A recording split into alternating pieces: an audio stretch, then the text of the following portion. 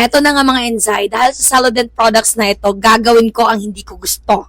At dahil nga napag-tripan ko lang kagabi na mag-live, at unang-una ko siyang in-endorse itong Celadent product na hair removal na to. Dahil nga may nag-team sa akin kung paano ito gagawin. O hala, just stay tuned on watching this video because I'm gonna teach you on how to do it. Gustong-gusto ko talaga ipakita yung Moon of Desire na matagal ko na talagang tinatago. Tipong humuhugot pa ako ng lakas ng loob kung paano umpisahan ang mga bagay-bagay na ayaw ko talagang gawin. Iniisip ko na lang ang paggawa ko ng video na ito is makakatulong din sa kapwa Enzai ko dyan. May tinatagong abudanting kagubatan. Hala, let's start with this color pink box po from Celadent product. Ito po yung mismo yung hair removal cream product po nila. Ultimate sagot ng mga mababalbong paa, bikini lines, and mga kilikili. And of course, the most recommended aftercare treatment product ni Celadent is itong niacinamide whitening gel. Oh, diba? What a perfect combination. Actually, hindi na bago para sa akin ng paggamit ng ganitong klaseng product kasi nga, nung na-discover ko sa sarili ko before na yung effect ng after shaving po is hindi po talaga nakakabuti kasi po it darkens my skin. After ko nga na-discover na ganun pala yung effect after doing it, humanap ako ng remedy on how to remove the buhok sa kilikili ko. And with that, ang dami ko na pong mga product na nasubukan na. At karamihan po nun ay nabibili lang po sa Watson. Actually, it's just an out of nowhere lang po na nagsuscroll po ako sa TikTok. Napadaan po tong Celadent products na po na ito. At dahil nga po nakabakasyon ako at marami akong panahon at oras na maigugol para ma-stock po tong product na po nito, ay natuklasan ko po na hype